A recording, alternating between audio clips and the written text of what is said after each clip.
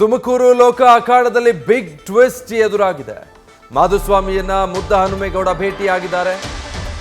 ಜೆಸಿಪುರದಲ್ಲಿರುವಂತಹ ಮಾಧುಸ್ವಾಮಿ ಮನೆಗೆ ಮುದ್ದ ಹನುಮೇಗೌಡ ಭೇಟಿ ಕೊಟ್ಟಿದ್ದಾರೆ. ಕೆಲಕಾಲ ಉಭಯ ನಾಯಕರು ರಹಸ್ಯ ಮಾತುಕತೆ ನಡೆಸಿದ್ದಾರೆ. ಸೊ ಈ ನಾಯಕರ ನಡುವಿನ ಭೇಟಿ ಮತ್ತು ಚರ್ಚೆ ಕುತೂಹಲಕ್ಕೆ ಕಾರಣ ಆಗಿದೆ. ತುಮಕೂರಿನಲ್ಲಿ ವಿ ಸೋಮಣ್ಣಗೆ ಟಿಕೆಟ್ ಕೊಟ್ಟ ಹಿನ್ನೆಲೆ ಮಾಧುಸ್ವಾಮಿಯವರಿಗೆ ಬೇಸರ ಇತ್ತು. ಅದನ್ನ ಸ್ವತಃ BS ಯಡಿಯೂರಪ್ಪ ಮಾತನಾಡೋದ್ರ ಮೂಲಕ ಬಗೆಹರಿಸಿದ್ರು ಅಂದ್ಕೊಳ್ಳಲಾಗಿತ್ತು.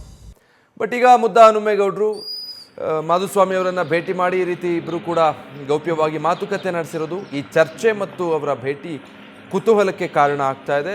ಏನಾದರೂ ತಿರುವು ಪಡೆದುಕೊಳ್ತಾ ಇದೆಯಾ ತುಮಕೂರಿನಲ್ಲಿ ಲೋಕಸಭಾ ಚುನಾವಣೆ ಇಷ್ಟು ಸಮೀಪದಲ್ಲಿರಬೇಕಾದ್ರೆ ಅಂತ?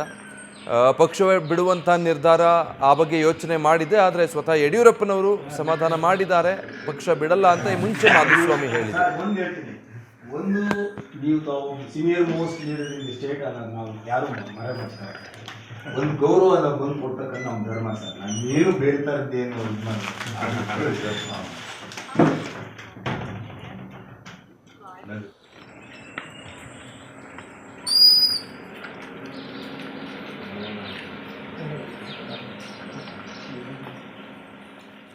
ಡೀಟೇಲ್ಸ್ ಕೊಡ್ತಾರೆ ನಮ್ಮ ಪ್ರತಿನಿಧಿ ಮಧು ಇಂಗಳದಾಲ್.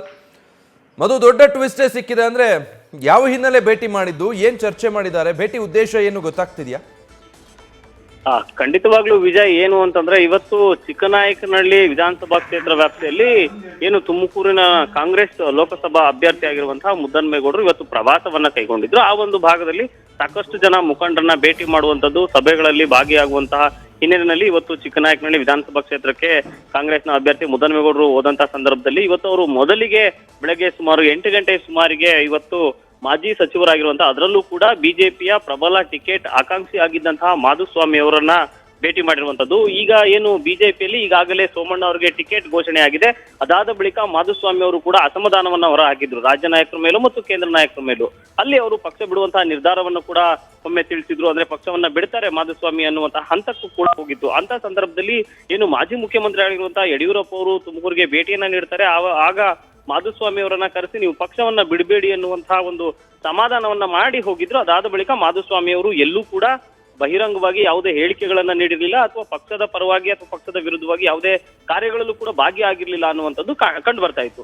ಆದ್ರೆ ಇದೀಗ ಏನು ಕಾಂಗ್ರೆಸ್ನ ಅಭ್ಯರ್ಥಿ ಆಗಿರುವಂತಹ ಮುದ್ದಹನುಮೇಗೌಡರು, ಅದರಲ್ಲೂ ಕೂಡ ಏನು ಸೋಮಣ್ಣವರ ಪ್ರಬಲವಾಗಿ ವಿರೋಧ ಮಾಡಿದ್ದಂತಹ ನಾಯಕ ಆಗಿರುವಂತಹ ಮಾಧುಸ್ವಾಮಿ ಅವರ ಮನೆಗೆ ಭೇಟಿಯನ್ನ ನೀಡಿ ಅವ್ರ ಜೊತೆ ಒಂದು ಮಾತುಕತೆಯನ್ನ ನಡೆಸಿರುವಂತದ್ದು. ಇಲ್ಲಿ ಎಲ್ಲೋ ಒಂದು ಕಡೆ ಸೋಮಣ್ಣನ ಮೇಲೆ ಇರುವಂತಹ ಒಂದು ಏನು ಮಾಧುಸ್ವಾಮಿಯವರಿಗೆ ಇರ್ತಕ್ಕಂತ ಒಂದು ಹತಾಶೆ ಅಥವಾ ಸೋಮಣ್ಣನ ವಿರುದ್ಧ ಅವರು ಮಾತನಾಡಿದ್ರು, ಇದೆಲ್ಲವನ್ನು ಕೂಡ ಅವರು ಒಂದು ಗೌಪ್ಯವಾಗಿ ಒಂದು ಸಭೆಯನ್ನ ಮಾಡಿರುವಂತದ್ದು. ಇಲ್ಲಿ ಬಹಿರಂಗವಾಗಿ ಅಂದ್ರೆ ಮುದ್ದಹನುಮೇಗೌಡರಿಗೆ ಬೆಂಬಲವನ್ನ ನೀಡ್ಲಿಕ್ಕೆ ಆಗೋದಿಲ್ಲ. ಆದರೆ ಆಂತರಿಕವಾಗಿ ಅವರಿಗೆ ಸಪೋರ್ಟ್ ಮಾಡುವಂತಹ ಹಿನ್ನೆಲೆಯಲ್ಲಿ ಏನಾದ್ರೂ ಮುದ್ದಹನುಮೇಗೌಡರಿಗೆ ಮನವಿಯನ್ನ ಮಾಡಿರ್ಬೋದು, ಅದಕ್ಕೆ ಮಾಧುಸ್ವಾಮಿ ಅವರು ಕೂಡ ಓಕೆ ಅಂದಿರ್ಬೋದು ಅನ್ನುವಂಥದ್ದು ಕೂಡ ಈಗ ರಾಜಕೀಯ ವಲಯದಲ್ಲಿ ಚರ್ಚೆ ಆಗ್ತದೆ. ಜೊತೆಗೆ ಮುದ್ದಹನುಮೇಗೌಡರ ಆಪ್ತ ಮೂಲಗಳಿಂದ ಬರ್ತಾ ಇರುವಂತಹ ಮಾಹಿತಿ ಏನು ಅಂತಂದ್ರೆ, ಎಲ್ಲೋ ಒಂದು ಕಡೆ ಮಾಧುಸ್ವಾಮಿ ಅವರು ಕೂಡ ಈಗ ಮುದ್ದಹನುಮೇಗೌಡರಿಗೆ ಸಪೋರ್ಟ್ ಮಾಡ್ತಾರೆ ಈ ಒಂದು ಲೋಕಸಭಾ ಚುನಾವಣೆಯಲ್ಲಿ ಅನ್ನುವಂತಹ ಮಾಹಿತಿ ಕೂಡ ಈಗ ಮುದ್ದಹನುಮೇಗೌಡರ ಆಪ್ತ ವಲಯದಲ್ಲಿ ನಮಗೆ ಸಿಕ್ಕಿರುವಂತದ್ದು.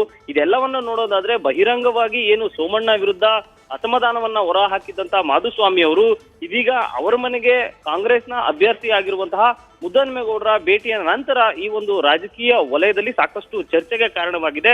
ಎಲ್ಲೋ ಒಂದು ಕಡೆ ಮಾಧುಸ್ವಾಮಿ ಅವರ ಅಸಮಾಧಾನ ಇನ್ನೂ ಕೂಡ ಕಡಿಮೆ ಆಗಿಲ್ಲ. ಯಾಕೆಂದ್ರೆ ಸೋಮಣ್ಣ ಅವರು ಮನೆಗೆ ಬರ್ತೀನಿ ಅನ್ನುವಂತಹ ಹಿನ್ನೆಲೆಯಲ್ಲಿ ಆಗ ಅವರು ಈಗ ಸದ್ಯಕ್ಕೆ ಬೇಡ ಅನ್ನುವಂತಹ ಒಂದು ಹೇಳಿಕೆಯನ್ನ ನೀಡಿದ್ರು ಏನು ಟಿಕೆಟ್ ಘೋಷಣೆ ಆದ ಬಳಿಕ. ಅದಾಗಿ ಒಂದಷ್ಟು ದಿನಗಳು ಕಳೆದ ಮೇಲೆ ಮಾಧುಸ್ವಾಮಿ ಅವರು ಕೂಡ ಏನು ಯಡಿಯೂರಪ್ಪ ಅವರು ಭೇಟಿಯಾದ ಮೇಲೆ ಸಮಾಧಾನ ಆಗಿದ್ರು. ಆಗ ಸೋಮಣ್ಣ ಅವರು ಮಾಧುಸ್ವಾಮಿ ಅವರ ಮನೆಗೆ ಭೇಟಿ ನೀಡಿದ್ರು. ಆದ್ರೆ ಇದೆಲ್ಲ ಬೆಳವಣಿಗೆಗಳು ಒಂದು ಕಡೆ ಆದ್ರೆ, ಈಗ ಮತ್ತೊಂದು ಕಡೆಯಲ್ಲಿ ಎಲ್ಲೋ ಒಂದು ಕಡೆ ಇನ್ನೂ ಕೂಡ ಮಾಧುಸ್ವಾಮಿ ಅವರಿಗೆ ಸೋಮಣ್ಣನ ಮೇಲಿರುವಂತಹ ಮುನಿಸು ಕೂಡ ಮುಂದುವರೆದಿದೆ. ಹಾಗಾಗಿ ಅವರು ಯಾವುದೇ ರೀತಿಯ ಸಭೆ ಸಮಾರಂಭಗಳಲ್ಲಿ ಭಾಗಿಯಾಗಿಲ್ಲ. ಬಹುಮುಖ್ಯವಾಗಿ ಏನು ಅಂತಂದ್ರೆ, ಸೋಮಣ್ಣ ಅವರು ನಾಮಪತ್ರವನ್ನ ಸಲ್ಲಿಸುವಂತಹ ಸಂದರ್ಭದಲ್ಲೂ ಕೂಡ ಮಾಧುಸ್ವಾಮಿ ಅವರು ಬರ್ತಾರೆ, ಬೆಂಬಲವನ್ನ ನೀಡ್ತಾರೆ ಅನ್ನುವಂಥದ್ದಿತ್ತು. ಆದರೆ ಆ ಸಂದರ್ಭದಲ್ಲೂ ಕೂಡ ಮಾಧುಸ್ವಾಮಿ ಅವರು ಗೈರಾಗಿದ್ರು. ಈ ಎಲ್ಲ ಬೆಳವಣಿಗೆಗಳನ್ನು ನೋಡಿದ್ರೆ ಖಂಡಿತವಾಗ್ಲೂ ಮಾಧುಸ್ವಾಮಿ ಅವರಿಗೆ ಸೋಮಣ್ಣನ ಮೇಲಿರುವಂತಹ ಮುನಿಸು ಇನ್ನೂ ಕೂಡ ಕಡಿಮೆ ಆಗಿಲ್ಲ, ಅದು ಹಾಗೆ ಮುಂದುವರಿತಾ ಇದೆ ಅನ್ನುವಂಥದ್ದು ಕಂಡು ಬರ್ತಾ ಇರುವಂತದ್ದು. Vijay, thank you Madhu. News first ನಿರ್ಭೀತಿಯಿಂದ ನಿಮ್ಮ ಪರವಾಗಿ.